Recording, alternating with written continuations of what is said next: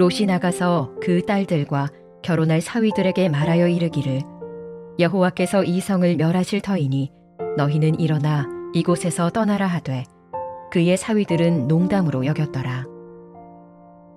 소돔의 심판을 앞두고 하나님께서는 롯을 구원하시기 위해 롯과 그의 가족들에게 구원의 길을 알려주십니다.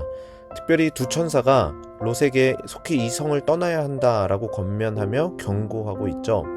그리고 14절은 롯이 딸들과 사위들에게 그 경고의 메시지를 전하는 장면이 등장합니다. 먼저 롯이 이렇게 이야기합니다. 여호와께서 이 성을 멸하실 터이니 너희는 일어나 이곳에서 떠나라. 짧은 문장이지만 우리는 이 말씀을 통해서 상황이 얼마나 다급한지 느낄 수 있습니다. 이렇게 롯을 통해서 구원의 길을 제시하시고 피할 길을 주시는 것은 하나님의 은혜이죠. 그런데 그러한 하나님의 은혜 앞에 그의 사위들이 어떻게 반응했습니까? 농담으로 여겼더라 라고 말씀합니다. 다급하고 위급한 상황 가운데 그 경고의 메시지를 온전히 받아들이지 못하고 농담처럼 여기고 있음이 참 안타깝습니다. 이 경고의 메시지는 단순히 심판하시겠다라는 의미만 갖는 건 아니었습니다. 오히려 그들을 구원하고 지키겠다는 하나님의 긍휼하심의 결과였죠.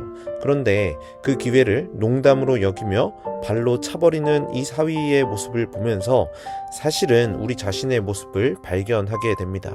우리 청년들은 하나님의 말씀 앞에 어떤 자세로 서 있습니까? 롯처럼 말씀 앞에 즉시 반응하며 순종하는 자세로 서 있습니까? 아니면 롯의 사위들처럼 농담으로 여기며 가볍게 말씀을 대하고 있지는 않습니까? 롯은 이 하나님의 말씀을 무게감 있게 받아들였고 그 하나님의 말씀에 순종했습니다. 그런데 사실 오늘 말씀에서 주목하고 싶은 건 이것입니다. 그렇게 하나님의 말씀에 순종하며 나아간 롯의 삶이 어떠했을까요? 하나님의 말씀을 붙들었으니 담대함과 능력이 나타났을까요? 아니요. 롯도 계속해서 의심했습니다. 19절에 보시면 내가 도망하여 산에까지 갈 수 없나이다. 두렵건대 재앙을 만나 죽을까 하나이다 라고 고백하면서 자신의 연약함을 한탄하는 모습도 보이고 있죠.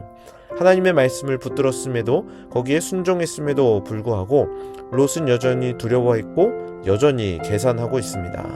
그 모습은 말씀을 거부하는 우리의 모습이 아니라 하나님께 온전히 맡겨드리지 못하고 내 자신을 지키려는 모습, 더 나아가 말씀 앞에서조차 스스로를 지키고 싶어하는 연약한 우리의 모습과 너무나도 닮아 있습니다. 오늘 말씀 앞에 우리의 모든 상황과 환경과 마음과 발걸음을 맡겨드리는 홀리시드가 되길 소원합니다. 우리는 그렇게 할 수 있고 그렇게 해야만 합니다. 왜냐하면 16절의 이 말씀이 우리에게도 동일하게 적용되기 때문입니다. 여호와께서 그에게 자비를 더하심이었더라.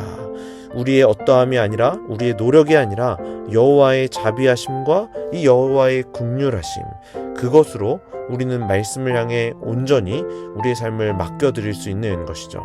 여전히 말씀 앞에 순종하는 우리의 삶 가운데 두려움과 답답함이 있겠지만 우리의 노력과 담대함 때문이 아니라 여호와의 긍휼하심 때문입니다.